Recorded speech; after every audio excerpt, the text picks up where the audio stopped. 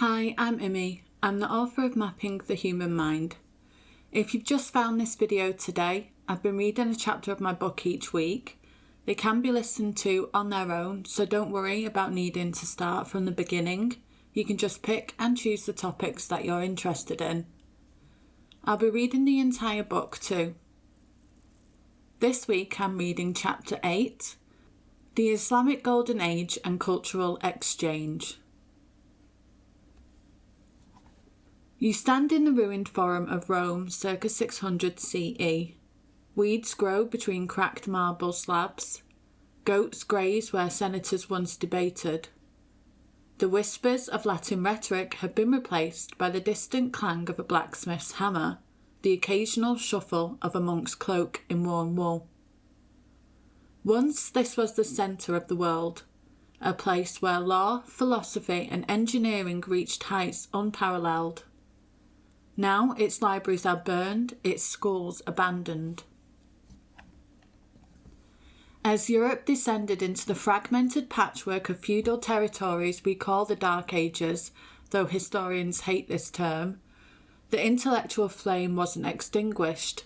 It was passed to new hands. Literacy, once the mark of Roman bureaucrats and aristocrats, became the domain of monks cloistered in monasteries. By candlelight they copied text by hand, preserving fragments of knowledge, yet much of this remained locked away, inaccessible to all but a select few. Cities shrank, trade slowed, and Europe's intellectual energy dimmed, but it never disappeared. While the West grappled with instability, other civilizations flourished. The Byzantine Empire, inheritors of Rome's Eastern legacy, maintained an unbroken scholarly tradition of Greek philosophy and Christian theology. In Persia, the Sassanid Empire preserved and expanded scientific knowledge from India and Greece. But the most unexpected intellectual awakening was about to take place in a region often overlooked in discussions of philosophy and science, the deserts of Arabia. Because knowledge, like water, does not disappear, it flows. And as the West struggled through its period of fragmentation and instability, the torch of learning was carried elsewhere.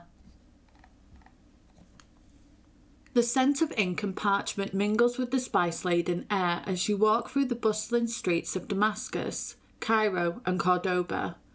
Scribes lean over wooden desks, their pens scratching across pages as they copy texts rescued from the ruins of Alexandria and Antioch. Translations flow into Arabic, expanding ideas, sparking debate, weaving threads from many worlds into something new.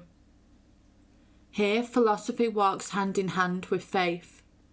Medicine is no longer magic, but a science grounded in cause and effect.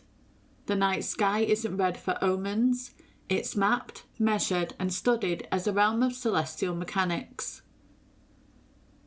This is where the world's greatest intellectual traditions, Greek, Persian, Indian, are not just preserved, but refined, tested and transformed.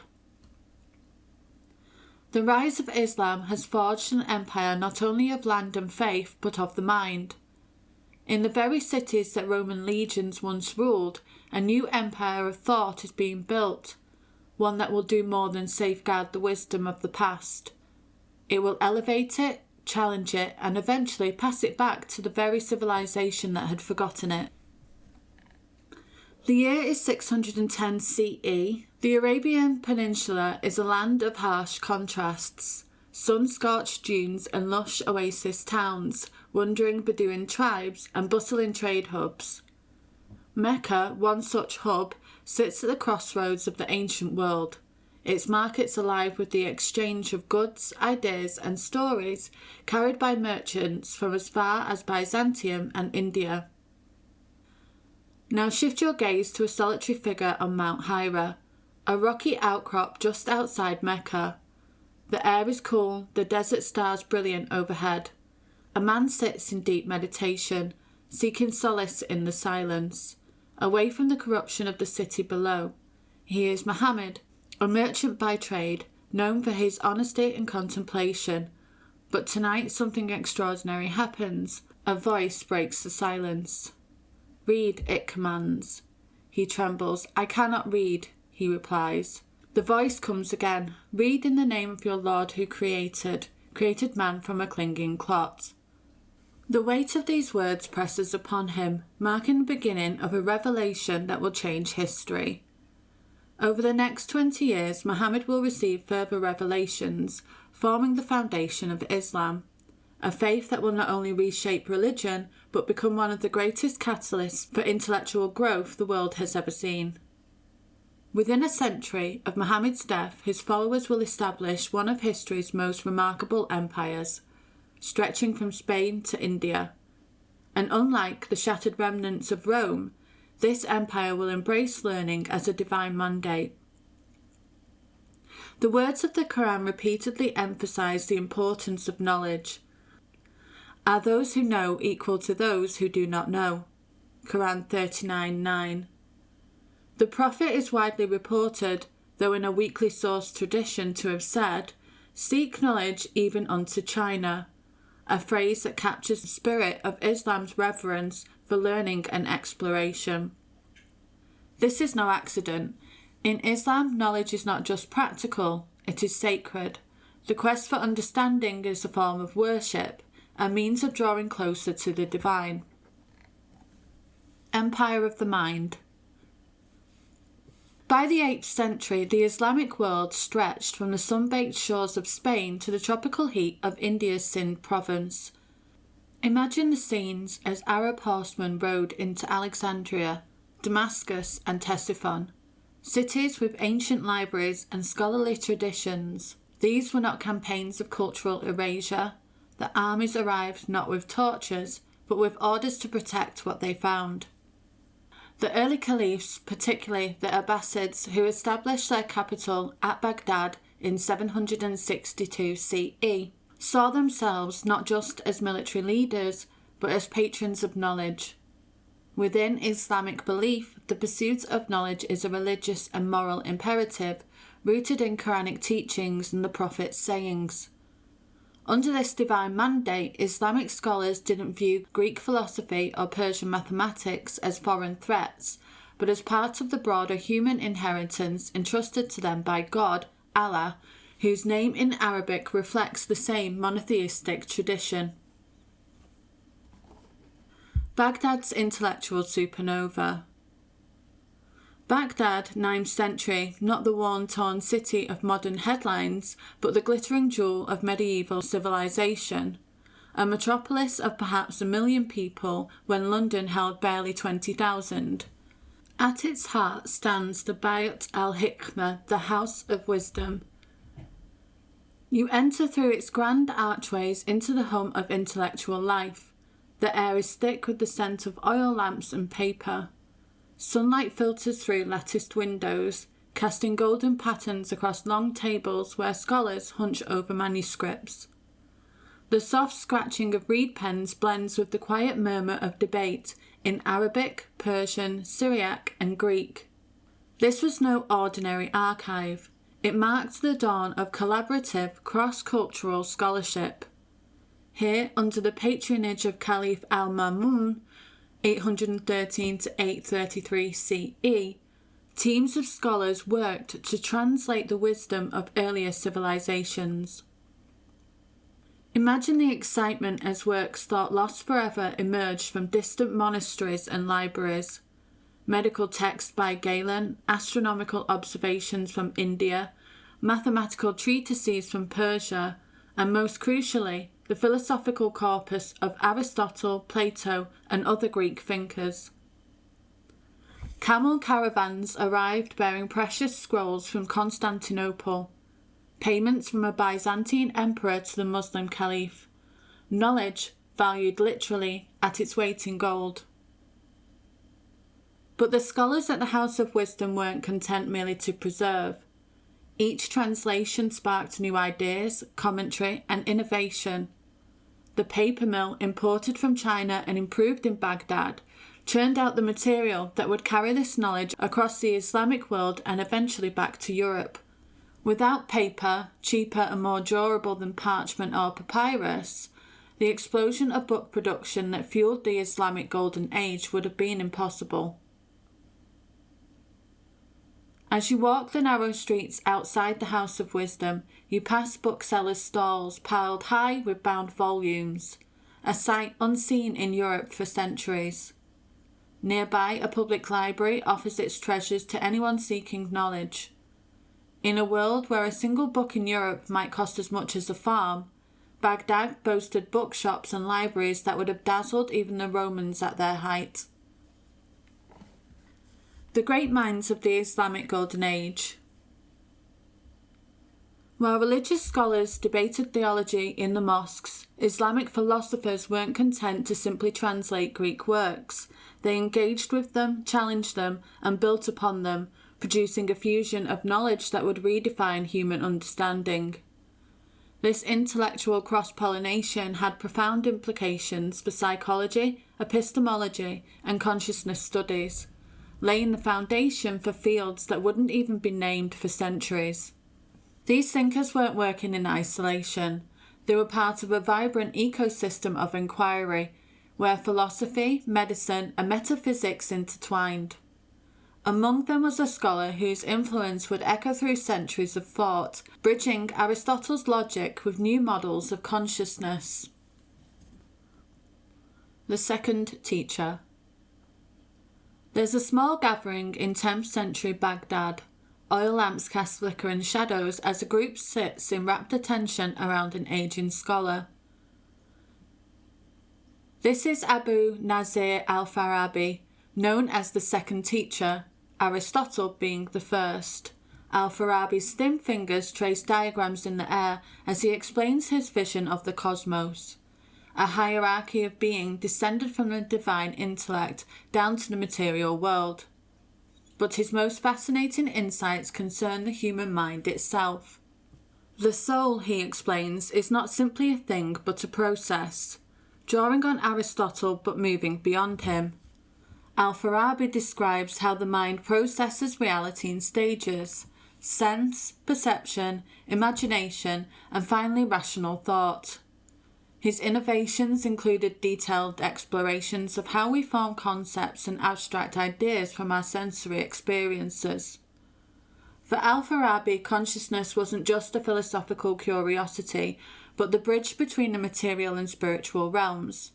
His writings on music theory explored how specific sounds could induce particular states of consciousness, perhaps the first systematic study of music psychology.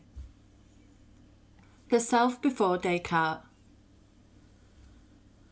Now we travel to 11th century Persia, to a physician's quarters where another philosophical giant works, Ibn Sina, known in the West as Avicenna, is perhaps the greatest mind of the medieval Islamic world. Picture him pausing in his medical investigations to explore something even more fundamental, the nature of consciousness itself. To demonstrate the reality of the soul, Avicenna proposes a thought experiment that would presage Descartes' famous "I think, therefore I am" by some 600 years. Imagine, he says, a person created suddenly in midair, floating with no sensory contact, unable to see, hear, or feel anything, even their own body. Would such a person be aware of their own existence?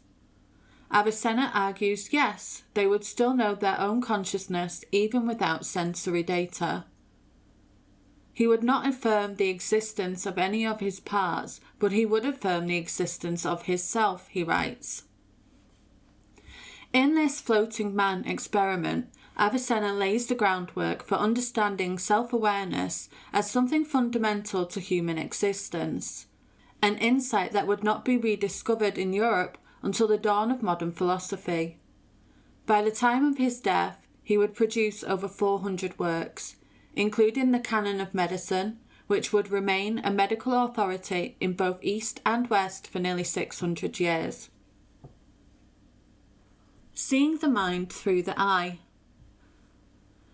Travel now to Cairo in the early 11th century. In a small room, a man sits in the subtle light filtered through a pinhole in a curtain. He watches intently as the image of the busy street outside projects upside down on the opposite wall. This is Ibn al-Haytham, known in Latin as Alhazen, conducting the world's first camera obscura experiment as part of his groundbreaking work on optics. But al-Haytham isn't just studying light. He's investigating perception itself. Unlike earlier thinkers who believed that eyes emitted rays that allowed us to see, al-Haytham demonstrated that light enters the eye from external objects. More revolutionary still was his understanding that vision isn't passive reception but active interpretation. The judgment of sight, he writes, does not perceive the shape of the visible object by the form itself, rather it perceives it through the mediation of another thing. In other words, what we see is constructed by the mind, not simply received by the eyes, a foundational concept for all future understanding of perception and consciousness. He described how the brain completes patterns, fills in blind spots, and integrates sensory information, concepts that wouldn't be fully developed in Western psychology until the 19th century. The spice market bustles outside his window, each coloured powder and aromatic herb a data point in al-Haytham's investigation of how the mind perceives colour, depth and movement. As evening falls, he writes by lamplight, documenting experiments conducted with mathematical precision, the first true application of the scientific method. The transmission of knowledge. While Islamic scholars were expanding human knowledge, Europe was slowly emerging from its post-Roman fragmentation. By the 11th century, conditions were finally ripe for a remarkable cultural exchange that would transform Western thought. For centuries, much of Europe had been cut off from the intellectual traditions of antiquity. The collapse of the Western Roman Empire had fractured the continent into feudal kingdoms, where literacy and learning were largely confined to monastic communities. While monks carefully copied classical texts, they often did so without engaging in the kind of analysis, experimentation, and synthesis that characterized the Islamic Golden Age. But by the 11th century, Europe was changing, feudalism was stabilizing, cities were growing, and cathedral schools, precursors to the great universities, were beginning to emerge. The demand for education was increasing, driven by a new class of bureaucrats, clergy, and merchants who needed knowledge beyond scripture. This intellectual revival created an opening. Europe was no longer just clinging on to the scraps of classical learning. It was increasingly positioned to engage with, absorb, and build upon new knowledge. The intellectual bridge. Walking through the streets of Cordoba in the 10th century, capital of Muslim Spain, Al-Andalus, the city boasts paved lit streets, public baths and running water, amenities that had vanished from most European cities. More impressive still are its intellectual treasures, a library of 400,000 volumes when the largest Christian libraries held perhaps a few hundred books. The great mosque of Cordoba rises above the city, its forest of red and white arches creating a geometric rhythm that seems to extend to infinity. But just as striking is the harmony among the city's population. Muslims, Christians and Jews living and working together in what historians call the convivencia, coexistence. In the Jewish quarter you might glimpse Moses Maimonides, the great Jewish philosopher, deep in conversation with Muslim scholars. Nearby Christian translators from Northern Europe, drawn by the intellectual riches unavailable in their homelands, pore over Arabic texts. This intellectual borderland, where Islamic, Jewish and Christian thought overlapped, provided the perfect conditions for knowledge transfer. Ideas could cross religious and cultural boundaries more easily here than anywhere else in the medieval world. The rediscovery of Aristotle. In a quiet study in 12th century Cordoba, an Islamic judge and physician named Ibn Rushd, known in Latin as Averroes, is engaged in a monumental task, writing detailed commentaries on virtually the entire surviving corpus of Aristotle. His pen moves steadily across the page as he navigates between faith and reason. Unlike many Christian theologians who viewed Aristotle's rational approach with suspicion, Averroes saw no contradiction between philosophical inquiry and religious truth, famously declaring, "Truth does not contradict truth." His commentaries didn't just clarify Aristotle, they transformed him, integrating 6 centuries of Islamic philosophical development. When these texts eventually reached Christian Europe, they didn't just reintroduce Aristotle, they presented a sophisticated philosophical system that had evolved far beyond its Greek origins. The oil lamp casts Averroes' shadow against the whitewashed wall as he works late into the night. He doesn't know it, but his shadow will stretch across centuries, influencing Thomas Aquinas, Dante, who placed him in limbo among the virtuous pagans, and even Raphael, who would include him in the school of Athens painting alongside the greatest minds of antiquity. The Great Translation Movement. By the 12th century, European scholars finally recognised the intellectual treasures held in the Islamic world. A massive translation movement began, centred initially in Spain and Sicily, both places where Islamic and Christian cultures met. In the scriptoriums of Toledo, Spain, teams of multilingual scholars huddle over thick manuscripts, their voices low and deliberate. A Muslim or Jewish scholar reads the Arabic text aloud, translating it into the local Romance dialect. Besides them, a Christian scholar listens closely, carefully rendering each phrase into Latin. The work is painstaking, often slow, occasionally imprecise, but it opens a channel of knowledge into Europe that had been closed for centuries. From these collaborative efforts, the very vocabulary of Western science begins to take shape. Words like algebra, algorithm, alkali, and alcohol pass from Arabic into Latin, embedding themselves into the intellectual DNA of Europe. In Sicily, at the court of Frederick II, a similar process unfolds. The Norman king, himself fluent in 6 languages, establishes a multicultural court where Greek, Arabic, and Latin scholars work side by side.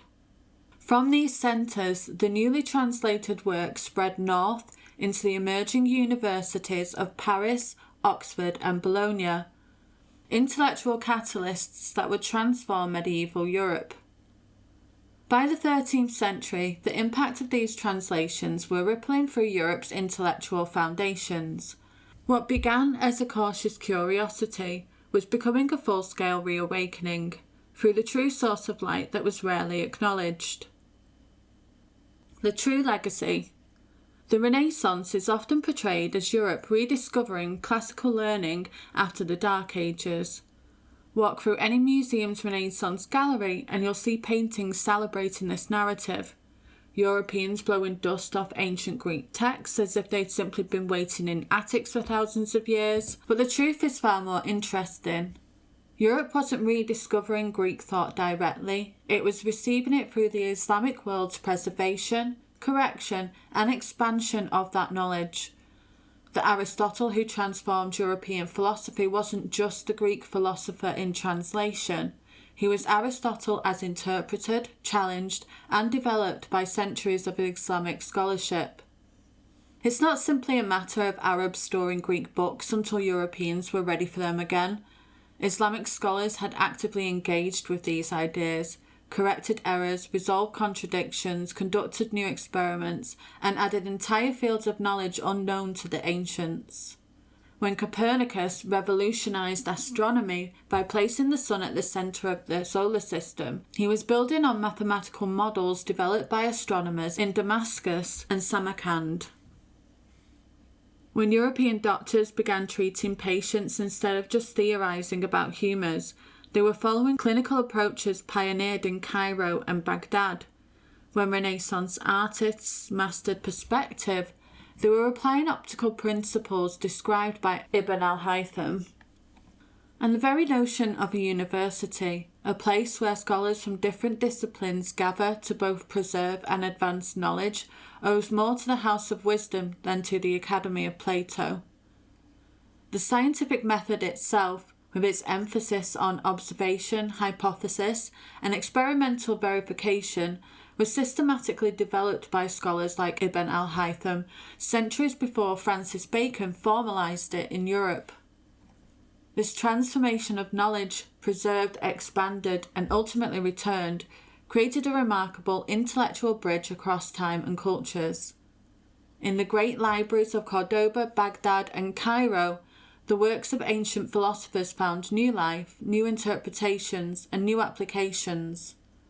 The questions and answers developed in these centres of learning would eventually help awaken Europe from its intellectual slumber. But this journey of ideas was not yet complete. While the Islamic world preserved and expanded ancient wisdom from the West, another civilization maintained its own unbroken connection to classical learning. In Constantinople, the Byzantine Empire stood as the direct inheritor of Rome's legacy, creating its own synthesis of classical thought and Christian theology, a synthesis that would eventually collide with both Islamic and Western intellectual traditions in ways both creative and destructive. The scientific, philosophical, and medical advances of the Islamic Golden Age remind us that knowledge transcends cultural and religious boundaries. The flow of ideas across civilizations doesn't follow straight lines. Instead, it meanders like a river, finding unexpected channels, forming new tributaries, and occasionally flooding the landscape it traverses, transforming them forever. Thank you for listening to Beyond the Narrative.